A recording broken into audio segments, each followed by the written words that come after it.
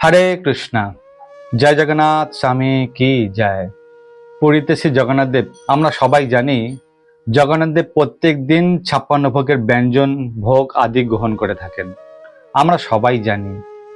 কিন্তু এটাও জানেন যে 56 ভোগ জগন্নাথ দেব গ্রহণ করার পরেও তিনি তেতভোগ গ্রহণ করে থাকেন। আচ্ছা, আমাদের 56 ভোগ পাওয়ার পরে যদি কেউ তেতো দেয়, আমাদের কি ভালো লাগবে? কিন্তু ভগবান ভক্তবৎসল ভগবান, তো শাস্ত্রে কোথাও এমন বর্ণনা করা আছে যে জগন্নাথকে এরকম বলা হয়, যে ভগবানকে এরকম বলা হয় যে ভগবান জ্ঞানী বৎসল ভগবান, তাই না? ভগবানকে এটা বলা হয় যে ভক্ত বৎসল ভগবান, তিনি ভক্তের প্রেম গ্রহণ করে থাকেন, ভক্তের ভাব গ্রহণ করে থাকেন। তো আজকের এমন এক কাহিনী আমরা শুনবো জগন্নাথের লীলা, যে জগন্নাথ 56 ভোগ গ্রহণ করার পরেও কেন জগন্নাথের 56 ভোগের পরে এই তেতভোগ কেন দেয়া হয়। তো অনেক বছর অনেক প্রাচীন আগের কথা, জগন্নাথপুরীতে একজন পরম ভক্তিমতী মাতা বাস করতেন। নাম তার লান্ডি মাতা। লান্ডি মাতা তো মাতা তো মা তো মাই হয়, তাই না? তো এই লান্ডি মাতা জগন্নাথ দেবকে নিজের পুত্রের মতন ভালোবাসতেন, একদম সম্পূর্ণ পুত্রের মতন। তো পুত্র স্নেহ তো মায়ের প্রতি এক বিশেষ কৃপা, বিশেষ দৃষ্টি থাকে না? তো মা তো মাই হয়, তাই না? তো পুত্রকে তো স্নেহ ভাবে ভালোবাসবেন, পুত্রের মতন স্নেহ করে ভালোবাসবেন, তাই না? আর এই লান্ডি মাতা তিনি শ্রী জগন্নাথ দেবকে নিজের পুত্রের মতন ভালোবাসতেন।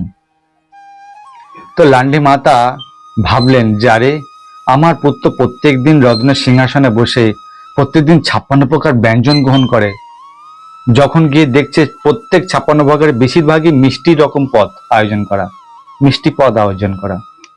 তো লান্ডি মাতা ভাবলেন যে আমার পুত্র তো জগন্নাথ এত রত্ন সিংহাসনে বসে বিভিন্ন প্রকার মশলা আদি খাদ্যদ্রব্য গ্রহণ করে থাকেন, তো পেট তো নিশ্চয়ই খারাপ হবে, বদ হজম হবে, অ্যাসিড হবে, পেট খারাপ হবে, জগন্নাথ দেব আমার পুত্র অসুস্থ হয়ে যাবে।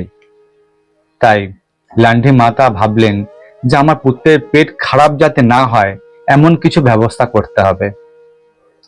তো 56 ভোগ গ্রহণ করার পরে জগন্নাথের পেট যদি খারাপ হয়, তো যদি কিছু নিম পাতা বাটা, তেতো নিম পাতা বাটা যদি খাওয়ানো হয়, তাহলে পেট সাফ হয়ে যাবে, পেট বদহজম হবে না। তো মায়ের ভালোবাসা, আর জগন্নাথ তো ভক্তবৎসল ভগবান, ভক্তের যে ভাব, ভক্তের যে ভক্তি, ভগবান তা গ্রহণ করে থাকেন। আজ পুরীতে এরকম অনেক রীতিনীতি চালু হয়েছে যা ভক্তের জন্য চালু হয়েছে। জগন্নাথ দেব নিজে কোনো রীতিনীতি চালু করেননি, বা ওখানকার যে পুরীর পান্ডারা বা রাজারা যারা আছেন তারা এইরকম নিয়ম নীতি ছিলই না, কেবল ভক্তের জন্য এইসব রীতি নিয়ম প্রথা চালু হয়েছে। আজ লান্ডি মাতা শ্রী জগন্নাথ দেবকে নিজের পুত্রের মতন ভালোবাসতেন, আর এইরকম ভাবে প্রত্যেক দিন 56 ভোগের পরে শ্রী লান্ডি মাতা জগন্নাথের জন্য নিম পাতা বাটা মন্দিরে নিয়ে যেতেন, প্রত্যেক দিন নিয়ে যেতে থাকলেন। আর জানেন, ভক্তবৎসল ভগবান জগন্নাথ দেব তা গ্রহণ করে থাকেন।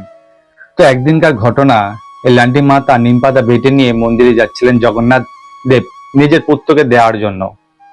কিন্তু সেই দিন কোনো কারণবশত রাজার সৈনিকরা ছিলেন, আর রাজার সৈনিকরা সেই লান্ডি মাতাকে আটকায়। যারে মাতা, আপনি কাপড়ে মুড়ে কি নিয়ে যাচ্ছেন, কি আছে এতে? তো লান্ডি মাতা বলেন, আরে আমি আমার পুত্রের জন্য আমি নিম পাতা বাটা নিয়ে যাচ্ছি, 56 ভোগ এত আদি প্রত্যেক দিন গ্রহণ করে, আরে পুত্র পেট তো খারাপ হয়ে যায়, পেট বদ হজম হয়, হজমই হয়তো হয় না ঠিক করে, কিন্তু যদি নিম পাতা বাটা খায় তাহলে পেটও সাফ হয়ে যাবে আর বদ হজমও কম হবে। সৈনিকরা বললেন, মাতা আপনি কার জন্য নিয়ে যাচ্ছেন? বলে, কেন, আমার পুত্রের জন্য। তো সৈনিকরা হেসে বললেন, আপনার পুত্র কি মন্দিরে থাকে নাকি? লান্ডি মাতা বলেন, হ্যাঁ, আমার পুত্র তো এই মন্দিরে থাকে, বড় বড় চোখ, কালো কালো চোখ, হাত পা ছোট, রত্ন সিংহাসনে বসে থাকে, ওই তো আমার পুত্র। সৈনিকরা তো খুব হাসতে থাকলেন যে আরে, স্বয়ং জগন্নাথ দেব তোমার পুত্র হয়, এটা কিভাবে সম্ভব?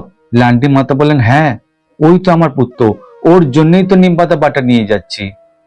সৈনিকরা তৎক্ষণাৎ রেগে গিয়ে লান্ডি মাতাকে বললেন যে মাতা, এসব চলবে না, এসব মন্দিরে এসব এসব বাইরের খাদ্যদ্রব্য নিয়ে আসা রীতি বিরুদ্ধ, নীতি বিরুদ্ধ, মন্দিরে এইসব খাদ্যদ্রব্য চলবে না, এসব জগন্নাথকে দেয়া যাবে না, যাও, জগন্নাথকে ভোগ লাগানো যাবে না নিম পাতা বাটা বলে সৈনিক কর্মচারীরা সে লান্ডি মাতার হাত থেকে সেই নিম পাতা বাটা ফেলেও দিলেন। লান্ডি মাতা খুব দুঃখ পেলেন, খুব কষ্ট পেলেন, কাঁদতে কাঁদতে বাড়িতে চলে এলেন। আর এসে শুধু ফুঁপিয়ে ফুঁপিয়ে কাঁদছে যে হে হে পুত্র জগন্নাথ, এখন কি করব, হে নারায়ণ, হে ভগবান, এখন কি করব, আমার পুত্র এখন না খেয়ে থাকবে, হয়তো ও আমার জন্য হয়তো অপেক্ষা করবে, 56 ভোগ খাওয়ার পরে তো ও তো কিছু তেতো পেটে পড়লে তবেই তো পেট সাফ হবে, কিন্তু এখন কি করব, দুঃখ কষ্টে লান্ডি মাতা তিনি কাতস্বরে কাঁদতে থাকলেন যে জগন্নাথ, আমার পুত্রকে আমি দিতে পারবো না, সে হয়তো আমার জন্য অপেক্ষা করবে, কি করব, আমাকে তো মন্দির থেকে তাড়িয়ে দিল, এখন জগন্নাথ দেবকে কিভাবে নিম পাতা বেটা দেব। এইরকম ভাবে সারাটা দিন অতিবাহিত হলো। লান্ডি মাতা না খেয়ে জগন্নাথকে দিতে পারলেন না, নিজের পুত্রকে নিম পাতা বাটা দিতে পারলেন না বলে তিনি বাড়িতে ফুঁপিয়ে ফুঁপিয়ে কান্না করছেন, খুব কাঁদছেন যে আমার পুত্রের আজকে কি হবে, আমার পুত্র আজকে আমার হাতে নিম পাতা বাটা খেতে পারবে না। দেখুন ভক্তের ভাব দেখুন কিরকম। তো তারপরের দিন শ্রী জগন্নাথ দেব লান্ডি মাতার কুটিরে আবির্ভাব হলেন। লান্ডি মাতা দেখে অবাক, যারে এ তো আমার পুত্র জগন্নাথ দেব, অপূর্ব রূপ। লান্ডি মাতার তো চোখ থেকে অঝরে জল ঝরছে।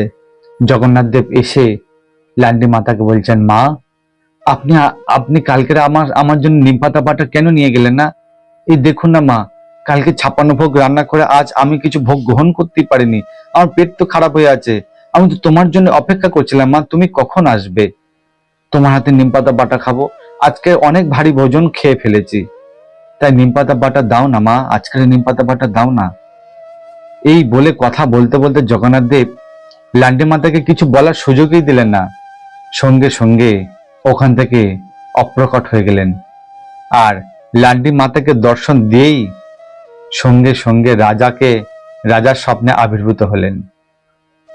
রাজার স্বপ্নে যেই আবির্ভূত হলেন তখন স্বয়ং জগন্নাথ দেব রাজাকে হুমকি দিয়ে বলছেন, হে রাজন, আমার লান্ডি মাতা কত প্রেম ভরে প্রত্যেকদিন নিম পাতা বাটা নিয়ে আসে আমার জন্য, আজকে তোমার সৈনিক কর্মচারীরা আজকে আমার লান্ডি মাতাকে অপমান করেছে, লান্ডি মাতার হাত থেকে সে নিম পাতা বাটা ফেলে দিয়েছে, এমন মূর্খামি করেছে, তোমাকে আদেশ করছি তুমি এক্ষুনি যাও লান্ডি মাতার কাছে আর গিয়ে বলো যে তোমার মা তোমার জন্য অপেক্ষা করছে নিম পাতা বাটা নিয়ে যাওয়ার জন্য, কারণ আমি যে 56 ভোগ গ্রহণ করছি তা পেট হজম হয়নি, যতক্ষণ না লান্ডি মাতা নিম পাতা বাটা নিয়ে সাদর যত্নে যতক্ষণ না নিয়ে আসবে তোমরা, ততক্ষণ তোমার সৈনিক আর তোমাকে অনিষ্ট হতে হবে। রাজা কিছু বলার আগে জগন্নাথ দেব অপ্রকট হয়ে গেলেন। রাজা ঘুম থেকে উঠে আশ্চর্য হয়ে গেলেন যে জগন্নাথ দেব কি আদেশ করে গেলেন, লান্ডি মাতার স্বয়ং নিমপাতা বাটা নিয়ে তার আমার কর্মচারীরা আমার সৈনিকেরা লান্ডি মাতাকে অপমান করেছে। সঙ্গে সঙ্গে রাজা মন্ত্রী সহ সেই লান্ডি মাতার কাছে গেলেন। লান্ডি মাথা দেখে তো অবাক, লান্ডি মাতা ভয় পেয়ে গেলেন, যারে কাল তো সৈনিকেরা আমাকে তো মন্দির থেকে বার করে দিয়েছে, আজ রাজা স্বয়ং এসে আমার কাছে উপস্থিত, না জানি আরো কি না কি অপরাধ করেছে, হয়তো কি না কি বলবে হয়তো।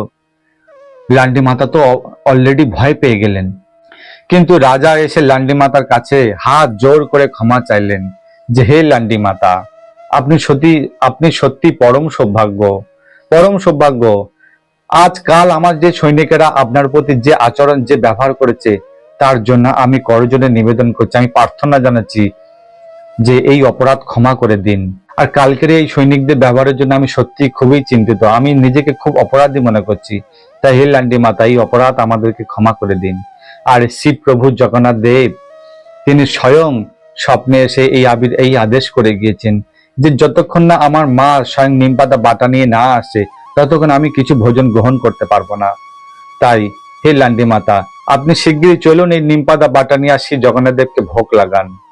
আর হে লান্ডি মাতা, এই কথা আমি আজ পুরীতে আদেশ করে দিয়ে যাচ্ছি যে আপনি যতদিন বেঁচে থাকবেন ততদিন আপনি এই নিজের হাতে নিম পাতা বাটা নিয়ে স্বয়ং জগন্নাথ দেবকে নিজের হাতে ভোগ লাগাবেন, নিজে হাতে খাওয়াবেন। রাজার এই কথা শুনে লান্ডি মাতা খুব খুব আনন্দে বিহুল হয়ে গেলেন, চোখ থেকে জল ঝরতে লাগলো যে রাজা এত বড় আদেশ করলেন আমাকে, যার জন্য আমি প্রত্যেকদিন জগন্নাথের কাছে নিমপাতা বাটা নিয়ে যেতাম। আজ স্বয়ং রাজা, পুরীর রাজা এই আদেশ করেছেন যে তিনি যেন নিজে হাতে স্বয়ং জগন্নাথের যেন ভোগ লাগায়। আর স্বয়ং জগন্নাথ তিনি নিজে আদেশ করেছেন। ব্যাস, লান্ডি মাতা তাড়াতাড়ি শিগগিরই সেই নিমপাতা বাটা নিজের হাতে বাটলেন আর স্বয়ং পুরীর মন্দিরে গিয়ে জগন্নাথ দেবের কাছে সেই নিমপাতা বাটা তিনি স্বয়ং ভোগ লাগালেন আর স্বয়ং জগন্নাথ তা গ্রহণ করলেন। তো সেই দিন থেকে আজও পর্যন্ত পুরীতে আজও রীতি রয়েছে যে জগন্নাথ দেব 56 ভোগ গ্রহণ করার পরেও তাকে তেতো ভোগ দেয়া হয়, তাকে নিম পাতা বাটা দেওয়া হয় লান্ডি মাতার নাম অনুসারে। তো দেখুন, ভক্তবৎসল ভগবান, ভক্তের ইচ্ছাকে পূর্ণ করার জন্য ভগবান সমস্ত কালকে অবরুদ্ধ করে ভক্তের ইচ্ছাকে পূর্ণ করতে পারেন। তো এই হেন ভক্তবৎসল ভগবান ভক্তের জন্য এইরম লীলা করতে পারেন। তো ভক্তের ভাব, ভক্তের প্রেমী কেবল ভগবান গ্রহণ করে থাকেন। সে যাই দিক না কেন, সে যাই কিছু হোক না কেন, কেবলমাত্র ভক্তি এবং প্রেম থাকতে হবে। 56 ভোগ রান্না করলেও ভগবান তা গ্রহণ করবে না, কারণ ভিতরে যদি প্রেম যদি না থাকে, ভক্তি যদি না থাকে। তো সেই জন্য ভগবানকে প্রেম করুন, ভক্তি করুন। ভগবান কেবল প্রেমের ভিখারি, ভগবান ক্ষুধার্ত প্রেমের জন্য। ভগবান 56 ভোগের ক্ষুধার্ত নয়, তিনি কেবল প্রেমের ক্ষুধার্ত। প্রেম দ্বারা যদি কিছু ভগবানকে দেন, তা স্বয়ং ভগবান তা গ্রহণ করে থাকেন। তো এই ছিল জগন্নাথ আর লান্ডি মাতার এক অপূর্বময় লীলা কথা। এই সত্য ঘটনা পুরীতে আজও রীতি আছে, গেলে দেখতে পাবেন যে জগন্নাথের 56 ভোগের পরে এই নিম পাতা বাটা দেওয়া হয়, তেতো ভোগ দেওয়া হয়। আর ঠিক জগন্নাথ দেবের 56 ভোগ দেওয়ার আগে জগন্নাথ দেবকে খিচুড়ি ভোগ দেওয়া হয়। তিনি হচ্ছেন মাতা কর্মাবাই, যার নাম অনুসারে খিচুড়ি ভোগ প্রদান করা হয়। আর জগন্নাথের 56 ভোগের পরে তার লান্ডি মাতার নাম অনুসারে তেতো ভোগ দেওয়া হয়। দেখুন, পুরীতে আজও সেই রীতিনীতি চলছে। তো জগন্নাথ দেবের অনেক বিশেষ লীলা আছে।